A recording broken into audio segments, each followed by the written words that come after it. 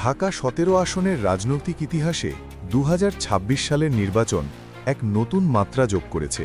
একদিকে বিএনপির শীর্ষ নেতা এবং আগামীর রাষ্ট্রনায়ক হিসেবে বিবেচিত তারেক রহমান, অন্যদিকে জামায়াতে ইসলামীর একজন নিবেদিত প্রাণ ও জনসেবামূলক রাজনীতির প্রতীক ডাক্তার এস.এম. খালিদুজ্জামান। এই আসনে লড়াইটি কেবল ভোটের নয়, বরং দুটি ভিন্ন রাজনৈতিক দর্শনের। তারেক রহমানকে সারা দেশের মানুষ চিনলেও শুধুমাত্র ঢাকা ১৭ আসনের হিসাবে ডাক্তার খালিদুজ্জামানের জনপ্রিয়তাও হেলনা নয়। অনেকেই মনে করছে আসন্ন নির্বাচনে খালিদুজ্জামান চমক দেখাতে পারেন। ডাক্তার খালিদুজ্জামান মূলত একজন পেশাদার চিকিৎসক এবং আদর্শবাদী সংগঠক। ছাত্রজীবন থেকেই তিনি ইসলামী ছাত্র শিবিরের রাজনীতির সাথে সম্পৃক্ত ছিলেন এবং বর্তমানে জামায়াতে ইসলামীর ঢাকা মহানগর উত্তরের মজলিসে শুরার সদস্য ও মেডিকেল থানা শাখার সভাপতির দায়িত্ব পালন করছেন। দীর্ঘ ২ দশকেরও বেশি সময় ধরে তিনি রাজনীতির আড়ালে থেকে সাধারণ মানুষের জন্য চিকিৎসা ও সামাজিক সেবা নিশ্চিত করে আসছেন, যা তাকে এই আসনে এক শক্তিশালী অবস্থানে দাঁড় করিয়েছে। গুলশান, বনানী, ক্যান্টনমেন্ট ও ভাষানটেক নিয়ে গঠিত এই আসনে উচ্চবিত্ত থেকে শুরু করে নিম্নবিত্তের বিশাল জনবসতি রয়েছে। ডাক্তার খালিদুজ্জামান তার দীর্ঘ পেশাগত জীবনে এই এলাকার সাধারণ মানুষের সাথে নারীর সম্পর্ক গড়ে তুলেছেন। জনপ্রিয়তার মাপকাঠিতে ডাক্তার খালিদুজ্জামানকে কেন তারেক রহমানের জন্য হুমকি মনে করা হচ্ছে, তার পেছনে রয়েছে বেশ কিছু বাস্তবমুখী কারণ। তারেক রহমান যেখানে দীর্ঘ প্রবাস জীবন কাটিয়ে আকাশচুম্বী জনপ্রিয়তা নিয়ে ফিরছেন, সেখানে ডাক্তার খালিদুজ্জামান মাটির কাছের মানুষ হিসেবে ভোটারদের আবেগের জায়গা দখল করে আছেন। এই আসনে গুলশান, বনানীর মতো অভিজাত এলাকা থাকলেও ভোটারদের বড় অংশই ভাষানটেক এবং কড়াইল বস্তির মতো সাধারণ ও নিম্নবিত্ত মানুষ।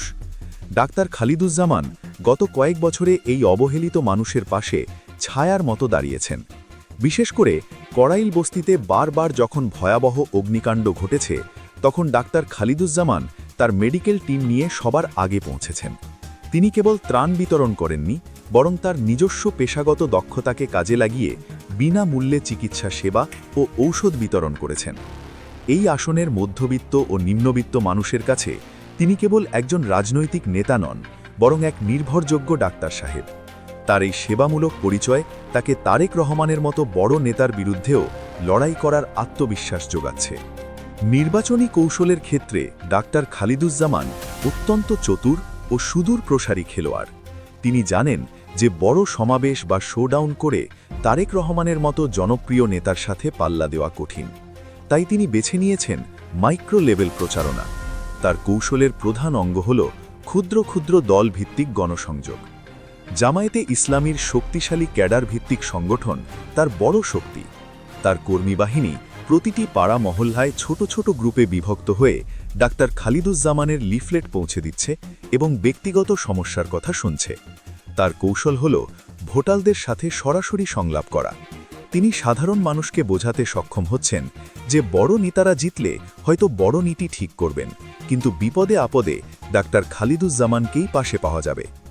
এছাড়া ২০২৪ সালের জুলাই বিপ্লবে এই আসনের রাজপথে তার সক্রিয় উপস্থিতি এবং আহতদের চিকিৎসায় তার ব্যক্তিগত ভূমিকা তরুণ ভোটারদের মধ্যে একটি ইতিবাচক প্রভাব ফেলেছে।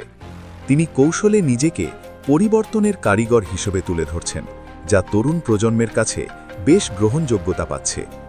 Doctor SM. খালিদুজ্জামানের নির্বাচনী ইশতিহার মূলত স্বাস্থ্য ও নাগরিক সেবা কেন্দ্রিক। তার প্রধান প্রতিশ্রুতি হল ঢাকা ১৭ আসনের সাধারণ মানুষের জন্য একটি ফ্রি হেলথ জোন তৈরি করা, যেখানে নিম্নবিত্তরা সুলভে আধুনিক চিকিৎসা পাবে। তার পরিকল্পনায় রয়েছে প্রতিটি ওয়ার্ডে একটি করে ২৪ ঘণ্টা খোলা থাকা মা ও শিশু স্বাস্থ্যকেন্দ্র। এছাড়া গুলশান, বনানী ও ভাষানটেকের মধ্যে যে আকাশ-পাতাল বৈষম্য রয়েছে তা কমিয়ে আনার কথা বলছেন তিনি। তার ইশতিহারে জলাবদ্ধতা নিরসন, কড়াইল বস্তিবাসীদের স্থায়ী আবাসন সমাধান এবং ভাষানটেকে একটি মানসম্মত কারিগরি শিক্ষা প্রতিষ্ঠান স্থাপনের কথা উল্লেখ রয়েছে। তিনি মাদক নির্মূল ও যুবকদের জন্য কর্মসংস্থান সৃষ্টিতে বিশেষ জোর দেওয়ার প্রতিশ্রুতি দিয়েছেন। তার স্বচ্ছ ইশতিহার সাধারণ মানুষের মৌলিক চাহিদার কথা বলছে, যা তারেক রহমানের জাতীয় পর্যায়ের বড় রাজনীতির বিপরীতে স্থানীয় মানুষের মনে আশার আলো দেখাচ্ছে। তিনি বারবার বলছেন সংসদ সদস্য হওয়া আমার লক্ষ্য নয়, আপনাদের খাদেম হওয়া আমার উদ্দেশ্য। এই বিনয় ও স্পষ্টবাদিতা ভোটারদের নতুন করে ভাবতে বাধ্য করছে। সম্পদ বা অর্থের দিক থেকে তারেক রহমানের তুলনায় ডাক্তার খালিদুজ্জামান নিতান্তই সাধারণ। নির্বাচনী হলফনামা অনুযায়ী তার আয়ের প্রধান উৎস চিকিৎসা পেশা এবং ব্যক্তিগত ক্লিনিক। তার কোনো বড় শিল্প প্রতিষ্ঠান বা বিদেশে বিনিয়োগের তথ্য পাওয়া যায়নি। তবে তার সমর্থকরা মনে করেন এই অঢেল সম্পদহীনতাই তার সবচেয়ে বড় শক্তি। স্বচ্ছ ভাবমূর্তি ও দুর্নীতির কোনো অভিযোগ না থাকা তাকে ভোটারদের কাছে বিশ্বাসযোগ্য করে তুলেছে। বর্তমান সময়ে ভোটাররা বড়লোক বা টাকার কুমিরদের চেয়ে সৎ ও শিক্ষিত প্রার্থীদের প্রতি বেশি আগ্রহী। ডাক্তার খালিদুজ্জামান তার এই সাধারণ জীবনযাপনকে রাজনৈতিক পুঁজি হিসেবে ব্যবহার করছেন এবং মানুষের কাছে এই বার্তা দিচ্ছেন যে তিনি ক্ষমতায় গেলে জনগণের আমানত রক্ষা করবেন। তিনি নিজের প্রচারণা চালাচ্ছেন খুব সীমিত বাজেটে, যেখানে তার কর্মীরাই নিজেদের খেয়ে পড়ে তার জন্য কাজ করছে। এই স্বেচ্ছাশ্রম নির্বাচনী বৈতরণী পার হতে তাকে বড় সাহায্য করতে পারে। তার ব্যক্তিগত সততা ও সহজলভ্যতা অভিজাত এলাকার শিক্ষিত ভোটারদের মধ্যেও এক ধরনের ইতিবাচক কৌতূহল সৃষ্টি করেছে। চমক দেখানোর ক্ষেত্রে ডাক্তার খালিদুজ্জামান কতটা সফল হবেন তা নির্ভর করছে নির্বাচনের দিন ভোটের সুষ্ঠু পরিবেশের উপর। যদি সাধারণ ভোটাররা নির্বিঘ্নে ভোট দিতে পারে, তাহলে একটি বড় অংশের ভোট ডাক্তার খালিদুজ্জামানের বাক্সে যাওয়ার সম্ভাবনা প্রবল। রাজনৈতিক বিশ্লেষকদের মতে বিএনপি ও আওয়ামী লীগের ভোট ব্যাংকের বাইরে একটি বিশাল অংশ নীরব ভোটার থাকে, যারা প্রার্থীর ব্যক্তিগত যোগ্যতা বিবেচনা করে। ডাক্তার খালিদুজ্জামানের পরিচ্ছন্ন ভাবমূর্তি ও ডাক্তার হিসেবে অর্জিত সুনাম সেই নীরব ভোটগুলোকে আকর্ষণ করতে পারে। এছাড়া জামায়াতে ইসলামীর নিজস্ব ভোট ব্যাংক এই আসনে বেশ সংহত। এই সবগুলোর সমন্বয় ঘটলে তিনি সত্যি সত্যিই জায়ান্ট কিলার হিসেবে আবির্ভূত হতে পারেন। তারেক রহমানের মতো শক্তিশালী প্রার্থীর বিরুদ্ধে লড়াই করে জয়লাভ করা সহজ নয়, কিন্তু ডাক্তার খালিদুজ্জামান প্রমাণ করেছেন যে সততা, সেবা এবং তৃণমূলের সাথে সংযোগ থাকলে যে কোনো পাহাড় সমান বাধা অতিক্রম করা সম্ভব। ৩রা জানুয়ারি ২০২৬-এ তার প্রার্থিতা বৈধ ঘোষিত হওয়ার পর থেকে এই প্রশ্নই এখন রাজপথ থেকে ড্রয়িং রুম পর্যন্ত আলোচনার মূল খোরাক। Doctor SM. খালিদুজ্জামানের রাজনৈতিক জীবন দীর্ঘ ত্যাগ ও সংগ্রামের ইতিহাসে ঘেরা। ছাত্রজীবনে ইসলামী ছাত্র শিবিরের সক্রিয় কর্মী হিসেবে তার পথ চলা শুরু হয়, যেখানে তিনি মেধা ও নেতৃত্বের সমন্বয় ঘটিয়ে মহানগর পর্যায়ে গুরুত্বপূর্ণ দায়িত্ব পালন করেন।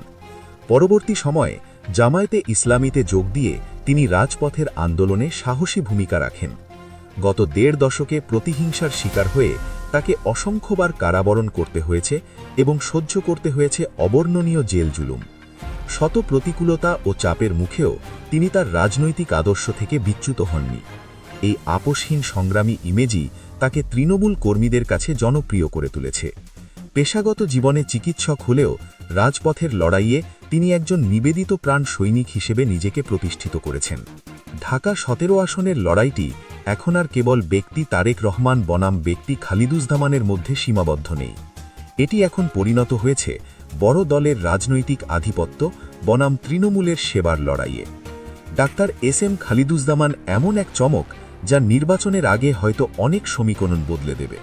তার এই নীরব উত্থান বাংলাদেশের রাজনীতিতে একটি নতুন ধারার ইঙ্গিত দিচ্ছে, যেখানে আভিজাত্যের চেয়ে মানুষের সেবা ও পেশাগত দক্ষতাকে ভোটাররা বেশি প্রাধান্য দেবে। শেষ পর্যন্ত ভোটের ফলাফল যাই হোক না কেন, ডাক্তার খালিদুজ্জামান ঢাকা ১৭ আসনের মানুষের মনে যে গভীর প্রভাব ফেলেছেন তা তাকে অনেক দিন রাজনীতির ময়দানে প্রাসঙ্গিক রাখবে। তার এই অদম্য পথচলা এবং তারেক রহমানের জন্য ছুড়ে দেওয়া চ্যালেঞ্জই এই নির্বাচনকে দেশব্যাপী সবচেয়ে আলোচিত বিষয়ে পরিণত করেছে। রাজনীতিতে শেষ কথা বলে কিছু নেই, আর ডাক্তার খালিদুজ্জামান সেই অপ্রিয় সত্যটি প্রমাণের অপেক্ষায় আছেন। তার নির্বাচনী লড়াই কেবল ক্ষমতার জন্য নয়, বরং এই আসনের মানুষের হৃদয়ে জায়গা করে নেওয়ার একটি পরীক্ষা। শেষ পর্যন্ত তারেক রহমানের আকাশচুম্বী ব্যক্তিত্বের বিপরীতে ডাক্তার খালিদুজ্জামানের মাটির কাছাকাছি থাকা রাজনীতি কতটা প্রভাব ফেলে তা দেখার জন্য সারা দেশ অধীর আগ্রহে অপেক্ষা করছে।